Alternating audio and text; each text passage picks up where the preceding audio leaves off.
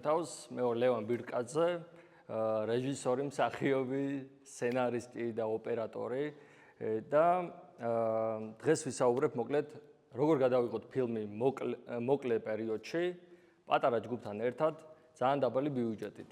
ჯერ პირველ რიგში გეტყვით როგორ გადავიღე მე ეს ფილმი, იმიტომ რომ მე გადავიღე ორი ფილმი ასეთ პირობებში და იმ ფილმებს გაჩვენებთ და გავარჩევთ მერე. მანამდე ჯერ რაღაც თეორიული რაღაცები გავიაროთ და რჩევები, რაც შემიძლია რომ გაგიზიაროთ. ეს ფილმები გადავიღე მე კავკასიუს სინემა არის ასეთი პროგრამა, სადაც სხვადასხვა ახლა იწყება მაისში. სადაც ყოველ კვირა დადიხარ რეგიონებში და იღებ ფილმებს. აი რაოდენ სიგიჟედაც არ უნდა ჟღერდეს. ორ შაბათს ჩადიხარ რამე ლოკაციაზე. მეორე დღეს სამშაბათს უნდა გააცნოს ხებს შენი იდეა და კვირას არის ჩვენება და იმ ორი დღე გადასაღება დაახლოებით და ორი დღე დასამონტაჟებლად. და ამ პირობებში გადავიღეთ ეს ფილმები და ჩემთვის იყო ძალიან მაგარი გამოცდილება, მაგიტომ მინდოდა რომ თქვენთვისაც გამეზიარებია, იმიტომ რომ შეიძლება ისეთი რაღაცები აღმოაჩინოთ თქვენ თავში, ან ისეთი შემოქმედებითი რაღაცები გაგეხსნათ, რაც გეგონათ რომ მაგაზე ძალიან დიდი დრო დაგჭირდებოდათ. პირველი რაც უნდა ვთქვათ, ასეთი ფილმის გადაღებისას, რომ უნდა ქონდეთ რეალისტური მოლოდინები და ერთ-ერთი კარგი ამ პროგრამას რაც ქონდა არის ის, რომ გვეუბნებიან, რომ ეს ინგლისურენოვანი პროგრამაა და გვეუბნებიან, რომ don't make the movie, make a movie. ანუ რაღაც განსაკუთრებულს ნუელოდებით, იმიტომ რომ ძალიან დაბალი შანსია, რომ რამე შედევრი გადაიღო ერთ კვირაში. ერთ კვირაში გადავიღოს არ გულისხმობ, როცა 7 დღეა გადასაღებად. ერთ კვირაში ნიშნავს, რომ სცენარი უნდა დაწერო დაახლოებით 2 დღეში და ან მოსამზადებელი პერიოდი არ გაქვს დიდი. ამიტომ მოლოდინების უფრო რეალისტურად განსაზღვრა ძალიან გვეხმარება ამ შემთხვევაში და უფრო წინ გვამოძრავებს, იმიტომ რომ ხშირად არის თუ ძალიან დიდი მოსამზადებელი პერიოდი გვაქვს ან განუსაზღვრელი დატები, შეიძლება გაიწელოს პროცესი, შეიძლება მოუდუნდეთ, აქ ამის საშუალება არ გვაქვს. და მოდი ეხლა ამ პრეზენტაციის განმავლობაში თქვენ რო წარმოვიდგინოთ, რომ აი ორ შაბათს ჩახვედით სადმე, თქვათ, აქ რეგიონებში ვიყავით, თუ გინდა თბილისში ვიყავით და ორ შაბათს უკვე უნდა დაიწყოთ სცენარზე ფიქრი, იმიტომ კვირას არის ჩვენება. კვირას პატიჟებთ მოსახლეობას, ჩვენი ჯგუფის წევრები იქნებიან და თქვენი კოლეგებიც ყველანი იღებთ ფილმებს ამ ერთი კვირის განმავლობაში. ეს მოლოდინები ძალიან მნიშვნელოვანია, იმიტომ რომ როცა არ გაქვს მოლოდინი, რომ რაღაც ძალიან მაგარი უნდა გადავიღო, ან თქვათ პირველს იღებ, რომ რაღაც პერფექციონიზმსაც ვეძახით, რომ ეს რაღაცნაირად ჩამოშვებული გაქვს ისინი, რა ქვია, რაღაც თავდაცვითი რაღაცები, რომ რაღაც ძალიან მაგარი უნდა იყოს, ან რაღაც ეგეთი უფრო წინ გწევს. ეგ ჩემთვის ძალიან მომოტივირებული იყო, იმიტომ რომ მეც პერფექციონისტებში გავდივარ. მაგარი ვარჯიში არის ამბის თხრობაში, სხვადასხვანაირი ამბები შეგიძლია მოყვე.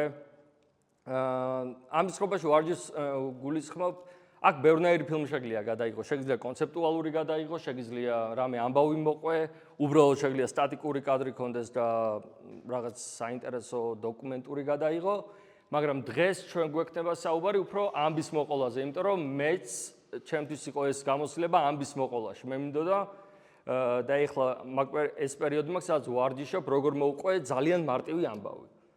იმიტომ რომ რაღაც ადამიანამდე რომ მივიტანო, მაგალითად ჩემ ფილმებიც ახლა რომელსაც ვნახავთ, ორს ვნახავთ წესით, არის სცენარი ძალიან მარტივია, ძალიან პრიმიტიულია, მაგრამ უფრო მეტი ფოკუსი იყო შეიკრება თუ არა ერთ კვირაში ეს ძალიან მარტივი სათქმელი. იმიტომ რომ მე როცა უფრო მეტი დრო გვექნება და ასე შემდეგ, ბევრად უფრო კომპლექსური იდეებით შეიძლება. მაგაზე ვისაუბრებ. კარგი გამოწვევაა კი, ანუ როდესაც კვირას აჩვენებ ფილმს და ერთ კვირაში რაღაც გაკეთებული გაქვს, მე შენ თავთან აი როგორი ფილმიც არ უნდა გამოვიდეს, არ აქვს მნიშვნელობა, კარგი, ცუდი, მაგაზე არ ფიქრობ, ფესტივალზე გააგზავნი, ვის მოეწონება, არ მოეწონება, უბრალოდ გონია რომ რაღაც ჯარი გამოიარე, ოღონდ ისეთი რა ქვია, შემოქმედებითი რა, უფრო boot camps რო ეძახიან, დაახლოებით ეგეთი გამოცდილებაა. ხო, ამ შემთხვევაში ახლა მე გეტყვით ძალიან მოკლედ, როგორ წავიდა ჩემი პროცესი. ორ შაბათს ჩავდივარ ქუთაისში, სულ 5 კვირა იყო, 5 ლოკაცია. ერთ-ერთი იყო ქუთაისში, სადაც ეს ფილმი გადავიღე. და ორ შაბათსვე ჩამოდის ერთ-ერთი გოგო, რომელიც იქვე გავიცანი, ჯგუფის წევრი და საუბრობდით, გაუზიარა ჩემი იდეა, რომ მინდოდა ფიზიკური კომედიის გადაღება, ინგლისურად slapsticks ეძახიან, აი ბასტერ კიტონი, ჩარლი ჩაპლინი და ასე შემდეგ. იმასაც ძალიან დაინტერესა, ეს ძალიან მნიშვნელოვანი იყო, იმიტომ რომ გადავწყვიტეთ, რომ გადავიღოთ იმ ორ შაბათს. სამ შაბათსვე გავედით ლოკაციების სანახავად. ეხლა მონახაზი უნდა იცოდეთ, დაახლოებით რაზე აკეთებთ, რა ჟანრში აკეთებთ. ამ დროს აბსოლუტურ ყველაფერზე შეგიძლიათ გადაიღო, არავინ მაგას არ გიკონტროლებთ, მაგრამ ჟანრი, მაგაზე მე კიდევ ვისაუბრებ ჟანრზე, ჟანრი რატო არის კარგი, იმიტომ რომ ძალიან ბევრ ჩარჩოს გვაძლევს, ძალიან ბევრ რაღაც მითითებებს კარნახობს და მე ვიცოდი რა ჟანრი მინდოდა, მაგრამ როცა დავუჯექი დასაწერად, რაღაც არ მოდიოდა რა ეს, იმიტომ რომ დაახლოებით ვიცოდი რომ რაღაც სიყვარულის ამბავი იქნებოდა, ჩეის სცენა, სადაც დავედევნებოდი, რაღაც ექშენი იქნებოდა, მაგრამ კაფეში ჯდომამ არ მოიტანა ეს იდეები და ამ დროს გავედით გარეთ ქუთაისში და ქუჩებზე რო დავდიოდით, იქვე რაღაცნაირად წამოიღო იდეები რა. ეხლა გეტყვით რა, იმიტომ რომ პერსონაჟზე ვილაპარაკებთ, რომ პერსონაჟის პროფესია უნდა კონდეს და აი რო დავდიოდით, ეს იყო უბრალოდ პირველი დღე, როცა ვიღებთ სურათებს, უბრალოდ რა შეიძლება გამოვიყენოთ. ეს კიბეები სხვადასხვას გამოვიყენეთ. კიბეები რო დავინახე, ეგრევე მივხვდი, რომ ამ კიბეებს უნდა დავგორდე, მაგრამ რატო უნდა დავგორდე, ჯერ არ ვიცით, მე სცენარში ჩავწერეთ. რაღაც ეს ეგეთი ექშენი გვინდოდა, ეს შავთეთრად მინდოდა. ეგრე დავდივართ ლოკაციებზე და შემთხვევით გადავაწყდით ამ მეწაღის ადგილს, სადაც აი აქ მუშაობდა კაცი, აკეთებდა ფეხსაცმელებს და უცბად ორივეს გაგვიელა თავში, რომ ამის პროფესია იქნება მეწაღი. ანუ ამის ყოველდღიურობა იქნება მეწაღი და მანდან დაიწყება სტორი. მე აიგო ის, რომ გოგო მოვა და იქ შეუყვარდება გოგო, რომელიც კლიენტი იქნება, ასე ვთქვათ და მოკლედ აქ რის თქმა მინდა, რომ ლოკაციამ მიკარნახა სცენარი. როცა ესეთ შეზღუდული ის გაქვს, რა ქვია, სხვა ფილმების ეგრე მაგადაღებული. სახლშიო ზიხარ თქვათ იქ შენ ბინაში შეიძლება ეგრე ვერ გათვალო რაღაცები, ან ძალიან იფანტაზიო რომ რაზეც წვდომა არ გაქვს, მაგრამ შენ როცა იცი შენი გარემო, ან და რეალისტურად აფასებ, რამდენი დრო გაქვს, რა ლოკაციებია და სად შეგვიძლია გადაიღო, შეიძლება მაგრა გიკარნახოს ლოკაციებმა შენი სცენარი, როგორც ჩემ შემთხვევაში. ეს არის მაგიტო არ ვამბობ, რომ თავი შეიზღუდეთ, ან მაგალითად თუ ზღვაზე არის თქვენი სცენა, არ დაწერეთ ზღვაზე. დაწერეთ უბრალოდ, როცა ზღვაზე არ ხართ იმ ერთ კვირაში, ფიზიკურად ვერ წახვალ, ან ცოტა დრო რო გაქვს რა. ეგ არ უნდა იყოს დამაბრკოლებელი ფაქტორი. მაგაზეც ვისაუბრებ, რომ რა დამაბრკოლებელი ფაქტორები რატო გვიშლის ხელს. ხო, რესურსი. აი სცენარში მაგალითად მე არ დავწერ მანქანას თუ არ მყავს მანქანა იმ შემთხვევაში, ხვდებით? და მე ყოფილა ეგეთ შემთხვევებიც დავწერე თქვათ მანქანა და მე შეიძლება ვიწუწუნო მთელი კვირა, რომ ვერ ვიშოვე მანქანა და მაგიტო ვერ გადავიღე სცენარი. ეს არ მუშაობს. ხო და ამიტომ არ დაწეროთ ისეთი რამე, რაზეც წვდომა არ გაქვთ, ან რაც ძალიან რთული საშოვნელია. ჩვენ თუ 4 დღე დავკარგეთ იმაზე, რომ ვიშოვოთ კონკრეტული რაღაც ჰალსტუქი ან რაღაც კაბა, მაგაზე წავა ძალიან ბევრი დრო და ენერგია. ამ დროს ეს შეგვეცვალა უცბად და რაღაც მოურგებოდით იმ გარემოს, რომელშიც ვართ. ამ მორგებას სწავლობ ამ ფორს-მაჟორულ რეჟიმში. და ადამიანები რა, თუ მე მაგალითად მსახიობობა შემიძლია ჩემი თავი გამოვიყენე კარგად. ჩემ გარდა ვერავის ვერ გავაკეთებინებდი ამ სტანტებს, შემეცოდებოდა, იმიტომ რომ კიდე გვერდზე ვინც გყავთ ეს ხმაზე ვინც მუშაობს, ან ზოგადად ადამიანები ვინც გყავთ გვერდით, შეგიძლიათ თქვენი ფილმისთვის გამოიყენოთ სასარგებლოდ. ეხლა ცოტა სწრაფად მივბივარ და ცოტა გავივლით ამ რაღაცებს, რაც მნიშვნელოვანი არის და მე უყუროთ ფილმებს და მე უცბად გავარჩიოთ. Keep it simple, ხო, ეს ძალიან მნიშვნელოვანია. რთულ სიუჟეტებს იმას გულისხმობ, რომ ძალიან ცოტა დრო გაქვს ექსპოზიციისთვის, რომ გააცნო სამყარო და ამ ცოტა დროში, რომ აუდიტორია დაუკავშირდეს თქვენ პერსონაჟებს, ძალიან რთულია ამ ძალიან პატარა დროში. ამიტომ უფრო მარტივი ამბავი, მარტივი storytelling-ი იყო, იქნებოდა ჩემი რჩევა. შეკრული და თანმიმდევრული იქნება, მე მგონი ეს ორი სიტყვა, რომელსაც ძალიან ხშირად გამოვიყენებ, იმიტომ რომ ეგ არის ერთ-ერთი ყველაზე მნიშვნელოვანი, იმიტომ რომ ჩვენ რეალურად ახლა მეც ამოცანა მქონდა, რომ ერთ კვირაში შევქმნა ილუზია, რომ ეს ფილმი არის მაგარი შეკრული. შეკრული რას ნიშნავს, რომ ანუ მაგაზე რეჟისორს ნაფიქრი აქვს იმაზე, რა ქვია, პატარა დეტალებზე, აუდიოვიზუალურ ხედვაზე და ასე შემდეგ. ერთ კვირაში მაგის გაკეთება ნამდვილად რთულია, იმიტომ რომ ისო ხედვაც შეინარჩუნო შენი და თან მსახიობების, ყველაფერი უნდა იყოს თანმიმდევრული.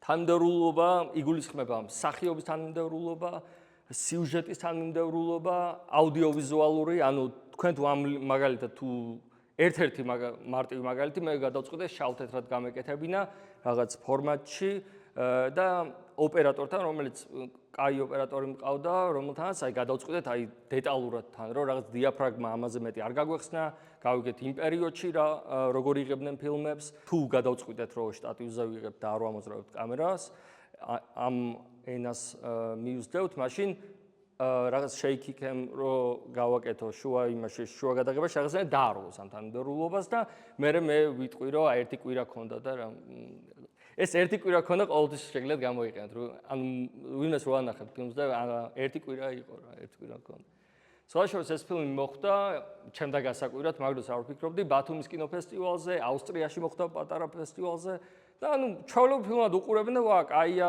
ის რაღაცა და მე მინდოდა თქვა ერთ კვირაში გადავიღე არავის არ აინტერესებს რამდენ ხანში გადაიღე რა პირობებში გადაიღე რამდენი ფული დახარჯე არავის არ ყველას აინტერესებს საბოლოო პროდუქტი ერთი თქვენ გაინტერესებთ მე მგონი ვისაც კინოწარმოება აინტერესებს და მაგიტო მოგიყვებით თქვენ ხო ეს გამეორებები რომ მეორდება რაღაც ეს უფრო მე კომედიები მაგ და თვითონ კომედიებსაც უხდება მაგრამ აი როცა დასაწყისი და ბოლო გავს ერთმანეთს ან ერთი კადრი არის აი ეს რაღაც ელემენტარული რაღაცები ძალიან კრავს სიუჟეტს ან მაგალითად სადაც დაიწყო იქ რომ თავდება პირველი კადრი გავს ბოლო კადრს როცა ხო მსახი პერსონაჟზე ცალკე ვილაპარაკებ ეს აუდიოვიზუალურ თანმიმდევრობაზეც როგორც ვილაპარაკე იქ მუსიკა როცა მუსიკა მეორდება რაღაც მოტივებზე ესეც გვაძლევს იმ შეგზნებას რომ რაღაც ნამუშევარია და შეკრულია რაღაც პროდუქტი რა ეს გამეორებებს განახებ ჩემ ფილმში რას გულისხმობ ეს უფრო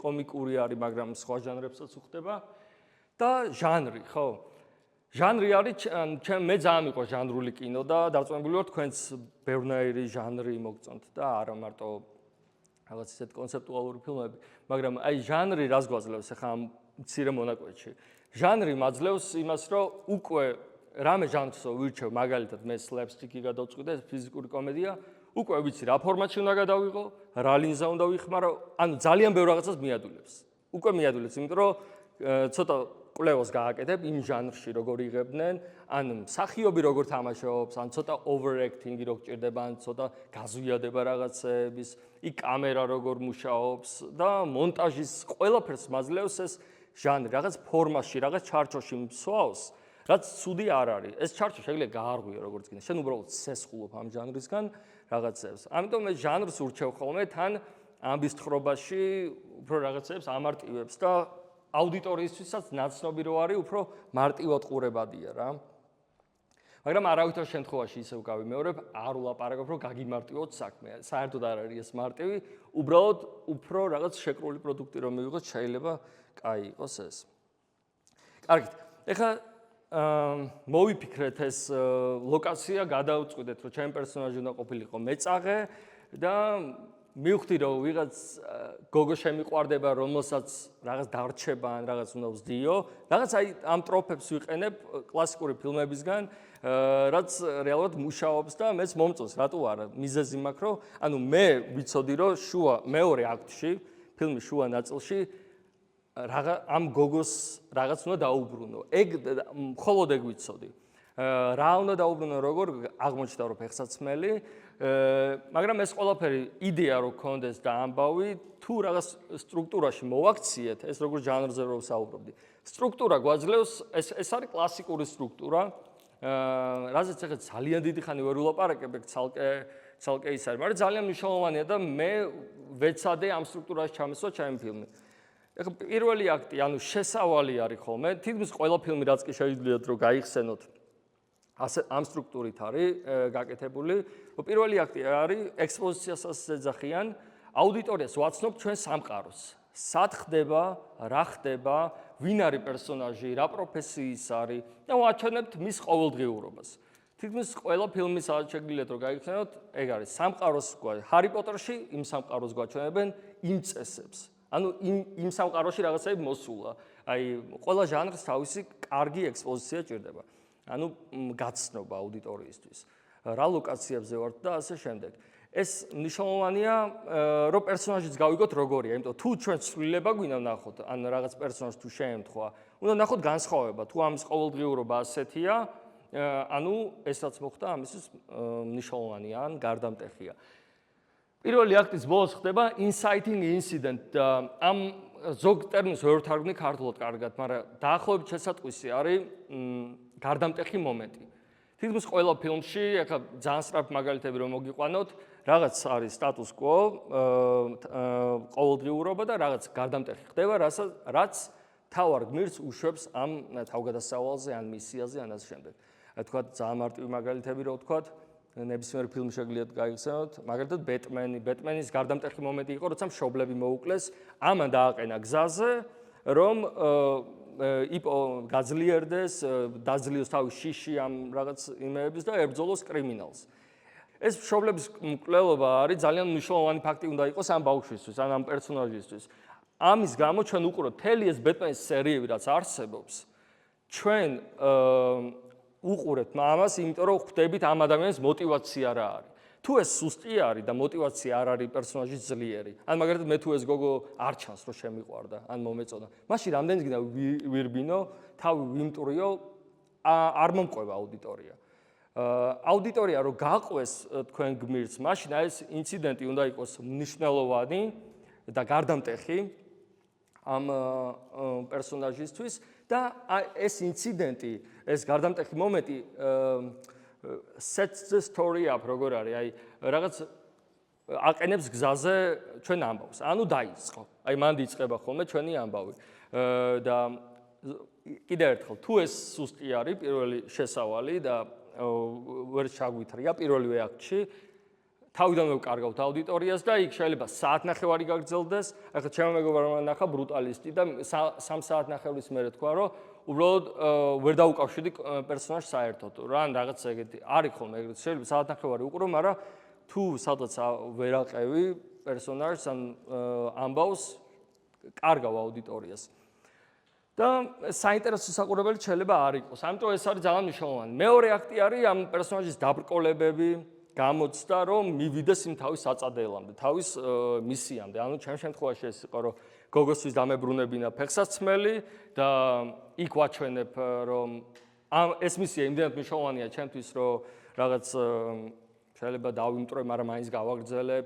ანუ უნდა ვაჩვენოთ, რომ ამ პერსონაჟს თუ ამ პერსონაჟს დიდად არ მოწონს ეს გოგო და ხო, კაი და ერთი პირველივე გამოსის მერე გაჩერდა და თქვა რომ ხო, კაი რა, არ გამო. ეს არ არის, ეს ისტორია აღარ იქნება საინტერესო საყურებელი. ზოგადად რეალურ ცხოვრებაში როგორც არის ხოლმე, მე ერთი quote მაქვს ძალიან კარგი მოყვანილი, რომ ეს პერსონაჟის ხასიათი ჩნდება დაბრკოლებების შემდეგ. რომ უნდა ჩავაგდოთ ჩვენ თავარი გმირი წინააღმდეგობებში, კონფლიქტებში, რაც შეიძლება მეტი, ანუ ყოველთვის არის ხოლმე ნაკლებობა კონფლიქტის, მაგრამ იშვიათად არის ხოლმე, რომ მაგალითად ამ დრამებში, რაშიც ეხება ეს პერსონაჟი, აუდიტორია ამით უკმაყოფილო იყოს, ან რამე, იმიტომ რომ ამ დრამებში და ამ კონფლიქტებში ნამდვილად გამოდის ეს პერსონაჟი ვინ არის. ნამდვილი სახე ამ პერსონაჟის. და არა დიალოგებით, ჩვენთან დიალოგები ხა არ არის, მაგრამ არა დიალოგებით, არამედ მოქმედებებით. რა გადაწყვეტილებას იღებს ჩვენი გმირი დაბრკოლებების დროს? ხო, ერთ-ერთი მოკლემეტრაჟი, ეხა ეს არის, შეგიძლიათ განავრცოთ თეატრზეც, მუსიკაზეც, სრულმეტრაჟიან ფილმზეც, სერიალზეც, რომელიც 15 სეზონი გრძელდება, მაგრამ მოკლემეტრაჟიან ფილმებში ეს უფრო რთული არის, იმიტომ პირველი აქტისთვის ბევრი დრო არ არის. მე რო ეხლა გაჩვენოთ თქვენ რა პირობებში ცხოვრობს ეს ადამიანი თბილისში, რა ხდება, სანამ დაიწყება რამე ეს inciting incident მოხდება, თქვათ. მე რო ამას დრო დავკარგო, მაგდენი ქრონომეტრაჟი არ არის. ეხლა 10 წუთს რო გაცდება უკვე ფილმი და 15 წუთს და იქიდან 8 წუთი გიხსნიდით რა ხდება მის ცხოვრებაში, მის ყოველდღიურ ეგრევე კარგავთ აუდიტორიას და ერთი რაღაცა რო არ დამავიწყდეს, მოკლემეტრაჟიანი ფილმების სპეციფიკა რა არის. რაც ხშირად მეც მავიწყდება ხოლმე. მოკლემეტრაჟიან ფილმებს არ გაჩვენებენ ისე როგორც მე გაჩვენებთ. ეხლა რომ აი მოდით აი ერთი ფილმი ნახეთ. რეალურად ყოველთვის ფესტივალებზე ეგრე ხდება, რომ მინიმუმ 5 ან 10 ფილმი არის ხოლმე ერთდროულად ნაჩვენები. ხშირად პატარა პაუზის გარეშე ერთმანეთის მომდევნოდ და წინა ფილმი თუ იყო მაგარი დამღლელი და ნელი და გინდა კარგი, მაგრამ ძალიან ემოციური და მე შენი ფილმი იწყება, სადაც ჩვენი პერსონაჟი ისე რაღაც ლოგინიდან დგება დიდი ხანი და დაგრუზულია, აი ეგრევე უკარგავთ აუდიტორიას, ხო ხვდებით? ანუ ძალიან დიდ ზეგავლენას ახდენს თქვენ ფილმს, წინა ფილმები რა იყო, ამიტომ ხშირად მე ჩემთავსაც იმაშოვები ხოლმე, რომ ეგრევე უნდა შეიყვანო რა აუდიტორია იმაში, არ არის ხოლმე იმის დრო, რომ ძალიან დიდი ექსპოზიცია ქონდეს. ამიტომ მოკლემეტრაჟიან ფილმებში მესამე ფილმი მაქვს ის ცოტა არ არის საუკეთესო მაგალითი, მაგრამ სეტაპი და პანჩლაინი, როგორც ანეკდოტს რო ყვებით, ბევრი ფილმი ასეთი არის, რომ რაღაც სეტაპი არის, რაღაც აი ჯერ რო გაცნობთ სიტუაციას და პანჩლაინი ბოლოს კულმინაცია, ხო, რაზეც უნდა გაგეცინოთ, უფრო როგორც აი კომედიებში როგორც არის. ერთ-ერთი ფილმი ეგეთი არის დაახლოებით, მაგრამ ეს არის ორი აქტი, სეტაპი და პანჩლაინი. დიდი დრო პირველი აქტისთვის არ არის, რომ გავასწროთ პერსონაჟი, რაც საკმაოდ კარგი არის, იმიტომ რომ მოკლემეტრაჟიან ფორმატს უფრო უხდება.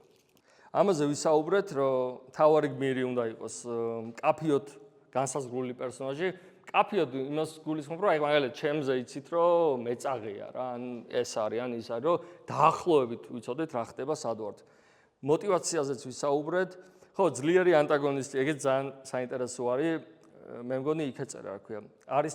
არისტოტელეს პოეტიკაში, მაგასაც წიგნების რჩევებში გეტყვით ბოლოს, ეს ოდიდგანვე მაგ ყველაფერზე ეწერა, ეს ყველაფერი იქიდან მოდის, მითოლოგიიდან და ძველი ბრძენი ხალხისგან, რომ რაც უფრო ძლიერია ანტაგონისტი, ჩვენი მოწინააღმდეგე, მით უფრო საინტერესო ხდება ჩვენი მთავარი გმირი. აი ყველაზე კარგი მაგალითი რო წარმოიდგინოთ, ჯოკერი, Dark Knight-ში და Batman. ანუ ჯოკერი რო არის ასეთი მაგარი პერსონაჟი და ასეთი ძლიერი პერსონაჟი, ეს ხდის ჩვენ პერსონაჟს უფრო საინტერესო. რაც უფრო დიდია და საინტერესოა და ძლიერია ეს ანტაგონისტური ძალა, მით უფრო საინტერესო საყურებელია ფილმი. იმიტომ რომ თუ დაბრკოლებები მარტივად ლახავს ჩვენი მთავარი გმირი და მარტივად მიდის იქამდე, ეს აღარ არის საინტერესო. კინოს უფრო უყურებთ ხოლმე იმის გამო, რომ ნახოთ ეს პერსონაჟი როგორ ლახავს თავის დაბრკოლებებს. ეს მოკლედ არ უნდა დავინდოთ პერსონაჟი, ეს ერთ-ერთი კიდე ჩემი სიტყვები არ არის, მეც ძალიან კარგმა ლექტორმა მითხრა ერთმანეთს, რომ არავითარ შემთხვევაში არ დაინდოთ თქვენი მთავარი გმირი აწვალეთ. ხო, აი ეს არის ძალიან სწორი რაღაცა.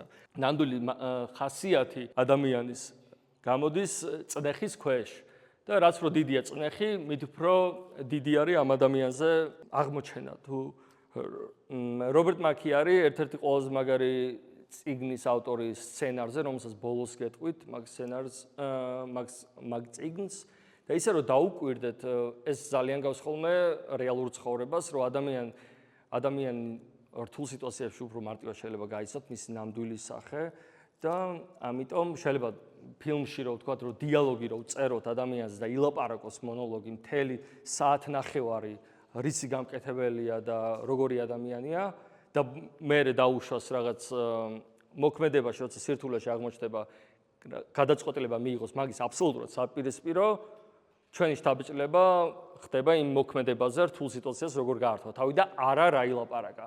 ამიტომ აი დიალოგის მნიშვნელობაზე, დიალოგი ჩემ ფილმებში ბევრი არ არის ეგეც საინტერესო, მაგრამ დიალოგი კიდე ცალკე თემაა, მაგრამ უფრო მოკლემეტრაჟიანში განსაკუთრებით რთულ სიტუაციებში, სადაც ვაგდებთ ჩვენ პერსონაჟს, გადაწყვეტილებებით უნდა გავიცნოთ რა, რაც გადაწყვეტს, დაძლევს თუ არა, გაექცევა თუ არა პრობლემებს, რომ აი ამ გადაწყვეტილებებში ჩანს რა ტიპი. ვიზუალური ენა ძალიან მნიშვნელოვანია. ჩემ პირველ ფილმში თითქმის საერთოდ არ მქონდა, მაგის ჩვენებაც მინდოდა თქვენთვის. ვიზუალური ენა ნიშნავს კინოს ენა ზოგადად. კინო არის აუდიოვიზუალური თხრობის მედიუმი, სადაც ჩვენ ამბავს ყვებით სურათებით. ეხლა მე ამბავს გიყვებით სიტყვებით, მაგრამ იქ ძალიან დიდი მნიშვნელობა აქვს სურათებს. ძალიან დიდი მნიშვნელობა აქვს კამერას ასე დავაყენებთ თუ ასე. ეს ყველაფერი შესწავლის საგანი არის, ძალიან საინტერესო არის. კამერას ვამოძრავებთ თუ არა, რატო ვამოძრავებთ. იქ მე ფერები, ეხლა მე ფერები რო არ მაქვს ფილმში, ამან ძალიან დიდი დრო მომაგებინა და არც ხმა, იმიტომ რომ ფერი როგორც კი შემოდის თამაში, იქ უკვე ბევრ სხვანაირად უნდა დაიწყოთ ფიქრი, იმიტომ რომ ყოველი ფერი, ეგ თბილისში რო გადავიღოთ რამე ქუჩა, იქ იმდენი ბრენდი და იმდენი ყეტელა ფერები შემოდის, რომ შეიძლება მთელი ხასიათი იმ თქვენ ფილმში გაგიფუჭოთ და ამიტომ ლოკაციებსაც ძალიან დიდი მნიშვნელობა აქვს. მოკლედ ფერებიც ძალიან მნიშვნელოვანია, მაგრამ აქ როგორც გითხარით, რადგან შავ-თეთრია, აქ უფრო შეიძლება კონტრასტებზე თამაში ან კომპოზიციებზე უფრო მეტი ყურადღება რომ მივაქციოთ. მაგიტომ ბევრს ურჩევდი, რომ გადაიღონ შავ-თეთრად ფილმი ხმის გარეშე, იმიტომ რომ მაგაზე რო არ ვფიქრობ, არის ძალიან დიდი შვება. ბევრად სხვა რაღაცებზე ვფიქრობ რა. კამერის მოძრაობა კიდე, მაგალითად, ჩემ პირველ ფილმში განახილეთ მაგალითებს, სადაც გეუბნებით, რომ არ მქონდა თქო დიდად ენა შემუშავებული. ეხლა ძალიან მარტივად რო გითხრათ, აუდიოვიზუალური ენის არათანმიმდევრულობა რას ნიშნავს? აი მაგალითად, აი აქ ვიღებთ რაღაც ჩვენ ორ პერსონაჟს, ხო? გოგო და ბიჭი. რომ მოდიან. ეს არის ორი ადამიანის დიალოგს ვიღებთ დაახლოებით აი ამ დისტანციიდან და ამას აქვს თავისი მნიშვნელობა. ეგრე ახლოს რომ მიდიხარ მსახიობებთან, ეხლა კამერი თუ არა ახლოს, მან ძალიან დიდი მნიშვნელობა ენიჭება რაზე საუბრობენ.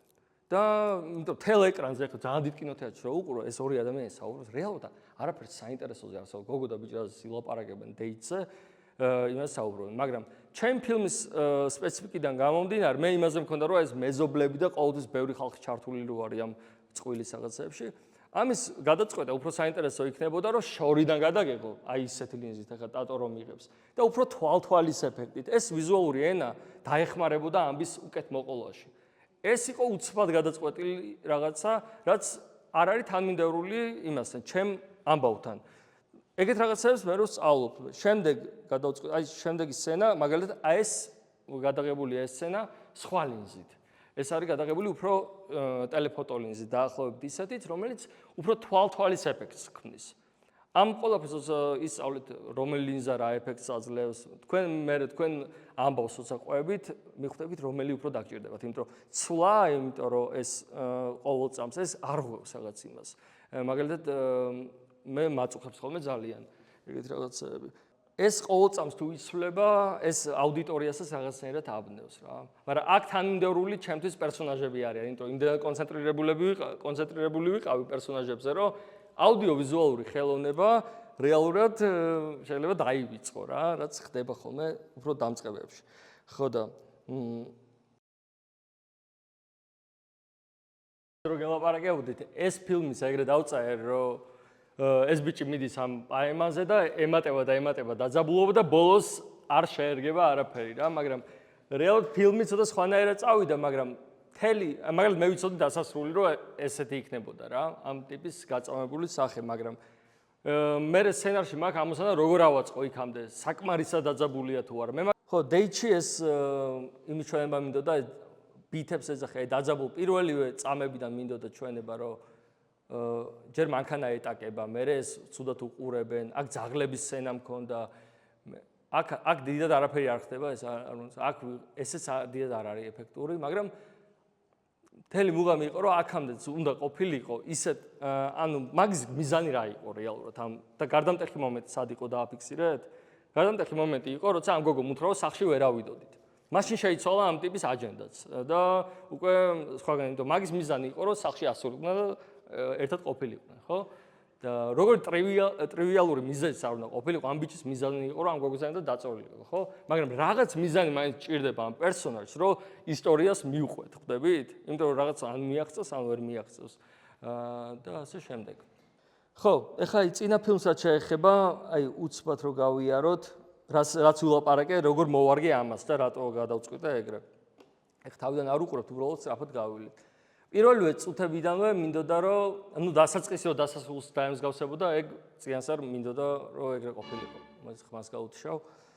ხო, მე ის გადავწყვეტეთ, რომ ის არ ყოფილიყო ტიტრები და ვიზუალურად უნდა მიხვდე ყველაფერს, ეხლა ხმის გარეშეც ყველაფრით რომ მიხვდე. აქედან რომ ჩამოდის, უკვე შეიძლება მიხვდე, რომ როგორი ტიპი არის რა, დაახლოებით, რომ აი რაღაც ცოტა ფიზიკური კონტაქტი აქვს გარემოსთან. აქ რაღაცები რომ დაეპნევა, არც ეფექტურად არის, მაგრამ ანახებ რომ ცოტა დაბდურა არის და რაღაც თუ რა ქვია მაგ სიტყვას რა ქვია. ხო, რაღაცას მაინც იგებთ ამ პერსონაჟზე თავიდანვე. მე რეაჩვენებთ ამის ყოველდღიურობას, რომ აი ეს კლიენტი ყავს, რომელიც ფულს არ იხდის და რაღაც შეიძლება სამართლიანი ტიპი არის, ან რაღაც ეგეთი ქვეცნობიერად შეიძლება დასკვნები გამოიტანო. ეს არის ამის ყოველდღიურობა, რასაც გაჩვენებთ ახლა. ჯერ ის ინციდენტი არ მომხდარა რა, ის გარდამტეხი ინციდენტი, რაზეც ვსაუბრობდით. არც ეს რაღაც მაგის ყოველდღიურობა და გარდამტეხი ინციდენტი არის ეს, როცა ის გოგო გამოჩნდება. ანუ ამან შეცვალა ამის ყოველდღიურობა. მანამდე ყველაფერი ის იყო, რაც პირველი აქტი, რასაც გეუბნებოდი. აქ უნდა ვაჩვენო, რომ მოეწოდა და ძალიან მოეწონა. აქ ისე მოეწონა, რომ სხვა კლიენტებსაც არ აქცევს ყურადღებას, აი ეს მომენტიც. ეს რომ მეორდება, რომ მიდის ისევ ეგეც სასაცილო არის ხოლმე. სწორედ ამ ეგეთ ფილმებში ჭირდება ძალიან სპეციფიკური მუსიკა. აი ხა მე დადებული მაქვს, რაც ვნახე, მაგრამ ყოველ იმას პატარა ის ჭირდება მოტივები. აქ ეხა ეს პარკები, ხო, ან რეკვიზიტი როცა არის და მეორდება, ეს რეკვიზიტი არის მთელი ფილმის განმავლობაში, ეს ფეხსაცმელი, ხო, ეგეც კარგი არის, რომ რაღაცას მიუყვებით. აქ ხედავთ, რომ გაუტყდა და შეეშალა, ხო და აქ ეს ბაბუ ისევ რო გამოჩნდა. შემეძლო პირდაპირ ეს სცენა გამომეტოვებინა, მაგრამ ის ბაბუ რო ისევ გამოჩნდა, რაღაცნაირად ის მას აძლევს რაღაც შეკრულობას რა სცენას. აქ მაგალითად აი სცენა იყო, სხვადასხვა ეს აუდიოვიზუალურად ისე არ გავს ხობს, იმიტომ რომ ერთადერთი სცენა, რომელიც ცოტა სხვა ლინზით გადავიღე, უფრო ტელეფოტო ლინზით, მაგრამ აქ მოვრბოდი, მაგრამ თითქმის ყველა კადრში მინდოდა რომ რაღაც მომხდარიყო. აი აქ მაგალითად ეგ რაღაც მოძრავი, რაღაც ექშენი, რომ აი ვიღაც დავეტაკები ფეხსაცმელებისაც უჭირავს, რატო არა? რა პროცესს სირბოს ჯობია იმას დავეტაკო. ხო და აქ ისევ ეს ტიპი დაუბრუნდა სცენარში. ეს ტიპი თავიდან არ მყავდა სცენარში, მაგრამ რატო არა? მოდი ვითომ შეეშალა და ამან რეალურად აი ხა დაბრკოლებები წავიდა, ხო? პირველი დაბრკოლება შეჯახება იყო. მეორე დაბრკოლება არის ხა ეს ტიპი, რომელსაც გონია რომ თავისი ფეხსაცმელი მოაქვს. ამას რომელიც უშლის ხელს. რეალურად იმ გოგოსთვის მიდის და ეს ტიპი უშლის ხელს. ეხლა სადარდებელი აქვს ამას უნდა ზდიოს.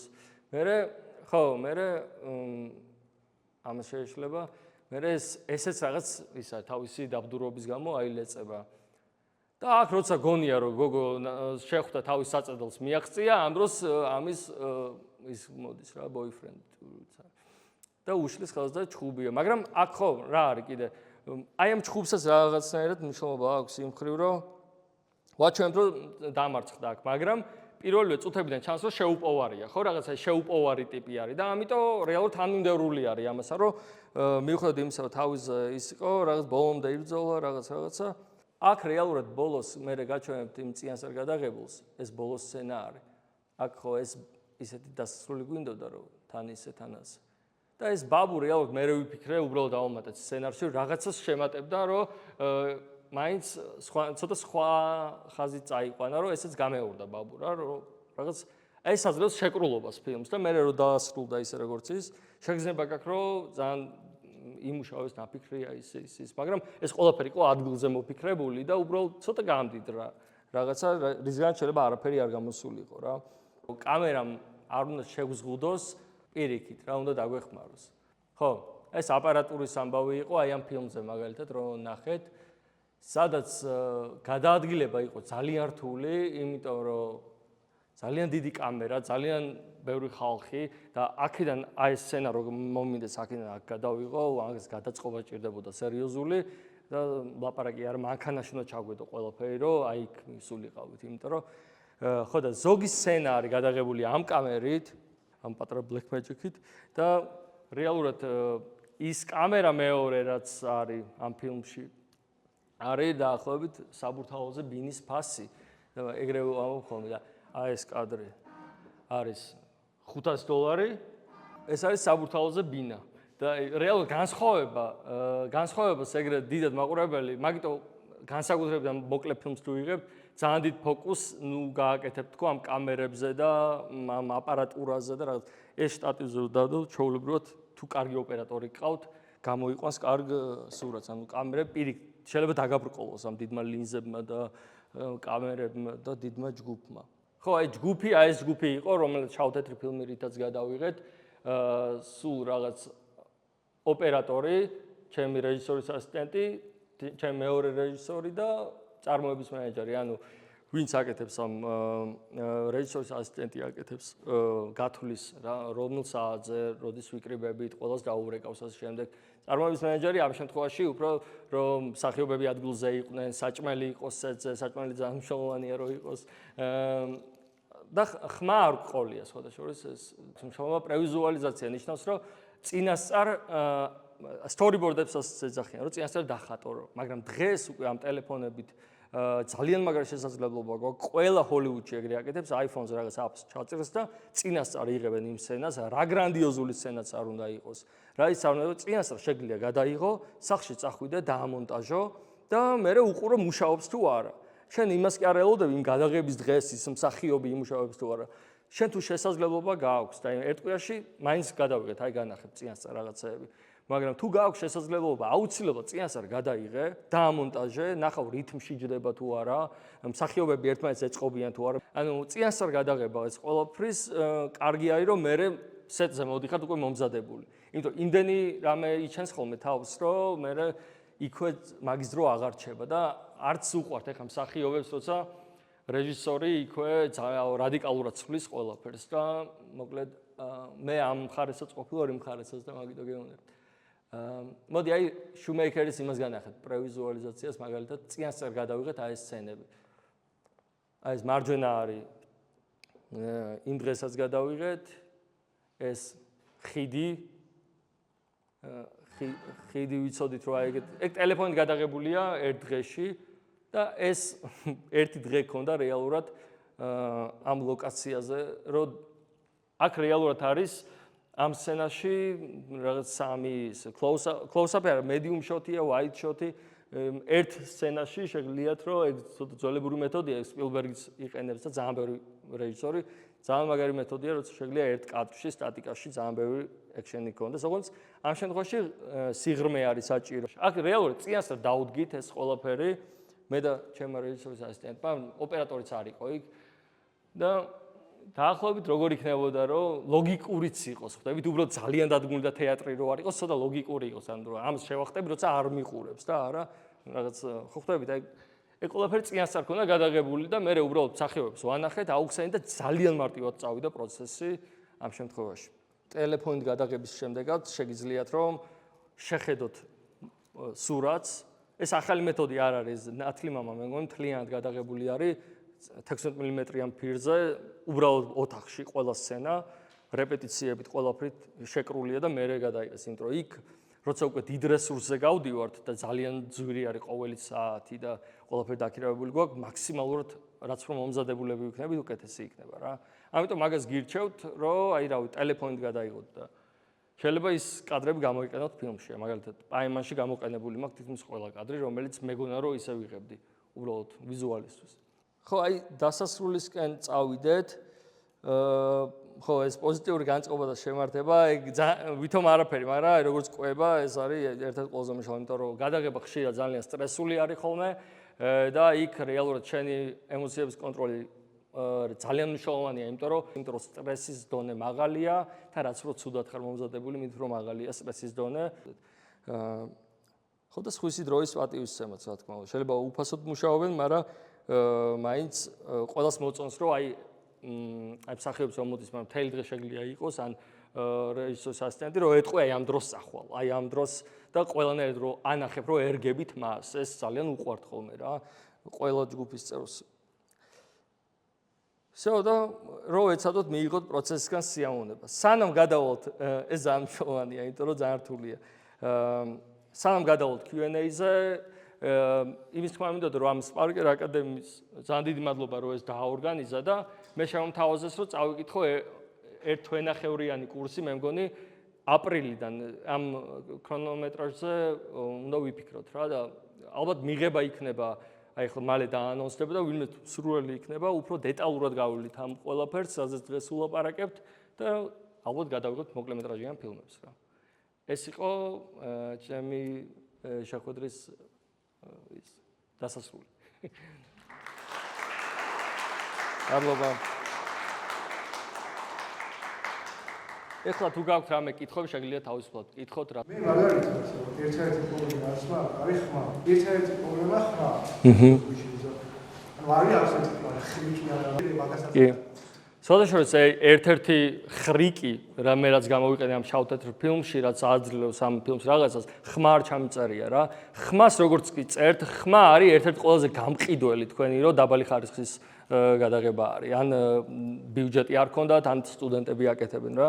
ხმაზეც რეალურად არის რაღაც ისეთი ფუნდამენტური მარტივი რაღაცეები, რაც უბრალოდ რომ ხმა სუფთა იყოს, ერთი აი რაზეც არ უნდა დაზოგოთ, რაც პირდაპირ შემიძლია გითხრათ, არის რომ ხმის ოპერატორი და ხმის ჩამწერი, რაზეც შეიძლება ყველაფერს დაზოგოთ ფული და თქვენ მეგობრებს დაუძახოთ ამ ხმაზე, მაგრამ ფული გადაიხადეთ ხმაში, იმიტომ რომ როგორც ჩაწერაში, ასევე ხმის მონტაჟში და გასწორებაში, იმიტომ რომ თან თუ აჩვენეთ ამას ფესტივალზე და კარგ სისტემაში და არა აქ მაგალითად სადაც კარგად ისმის, აი ძალიან მარტივად იყიდება, რა ვიზუალიც არ უნდა გადაგეღოთ, ან როგორი თამაშიც არ უნდა იყოს, თუ ცუდად არის ხმა, რაღაც შრიჩინი ან რაღაც ეს აფუჭებს ძალიან ფილმს, ამიტომ ძალიან სწორი შენიშვნაა. აუ მონტაჟი არის აი ცალკე სალაპარაკო თემა და იმდენად მნიშვნელოვანი არის, აი ვერ აგიხსენებთ რა, იმიტომ რომ შეიძლება მაგარი ფილმი გადაიღო, მაგარი მსახიობები გყავდეს, მაგრამ მონტაჟი არ იცოდეს მე მონტაჟი, მაგრამ რითმი საერთოდ ვერ დაიჭიროს და მთელი ეს მსახიობის ნათამაშები, მე ხო ამონტაჟები, ცოტათ რომ გაწიო, გამოწიო აი ეს ტაიმლაინზე, შეიძლება გააფუჭო ადამიანის თამაში რა, ან შეიძლება ვერ ითამაშოს კარგად და მონტაჟით გააუმჯობესო. და ეს მონტაჟი რეალურად ისეთი რაღაცა არის რა, ერთ-ერთი ყველაზე მნიშვნელოვანი. აი მაგალითად იმ პაემაში ამოუჭერი მთელი სცენა, სადაც რომელიც უბრალოდ რითმს მიირღვევდა. ძალიან ბევრი ენერგია დავხარჯეთ ის ღამე ვათენეთ იმ სცენის გადასაღებად, მაგრამ არანაირად არ ემსახურებოდა ამბავს. და ამიტომ ამ ბავშვის მოკლას ეძახიან ამ სფეროში, რომ შენ უნდა უბრალოდ გადააგდო ეს სცენა და ამოაგდო, იმიტომ რომ რითმს არ ღვევდა რა. კიდე არის რაღაცები, რაც არ ღვევს, მაგრამ ეგ ძალიან ისეთ ციოდ უნდა შეხედო შენ ფილმს რა, რაღაცები შეიძლება ძალიან მნიშვნელოვანი იყო და მაგაზე ყველაზე მეტი ენერგია დახარჯე, მაგრამ შეიძლება ამოსაჭრელი იყოს. ამას თქვენთან მიხვდებით და სხვებსაც უნდა ანახოთ ხოლმე. რაც ეს ყველაფერი რაც ვილაპარაკე არის სავარჯიშოები, რომ მე თუ გაქვთ საინტერესო იდეები, კომპლექსური პერსონაჟები, მე თქვენ უბრალოდ გაქვთ როგორც კუნთივით თუ ფუნჯის ხმარება იცით, შეგიძლიათ მოყვეთ. იმიტომ რომ თქვენ თუ ეხლა აი ხდება ხოლმე ეგრე, როცა ელემენტარული ამბის მოყოლის პრობლემა არის ხოლმე და მე შეიძლება ძალიან მაგარი სცენარი დაწეროთ მართლა ძალიან საინტერესო პერსონაჟებით, მაგრამ აი თვითონ ეს მოყოლა აუდიოვიზუალურად არ გამოგივიდეთ, იმიტომ რომ რაღაც ელემენტარული რაღაცები არის სასწაული და გასავლელი. მეც ამ პროცესში ვარ, მეც ახლა ვსწავლობ ამ ყველაფერს. რა ვიცი, მე მგონი დასასრულისკენ წავედით და ძალიან დიდი მადლობა ყველას და თუ რამე კითხვები გექნებათ, მე შეგვიძლიათ კითხოთ ცალკე.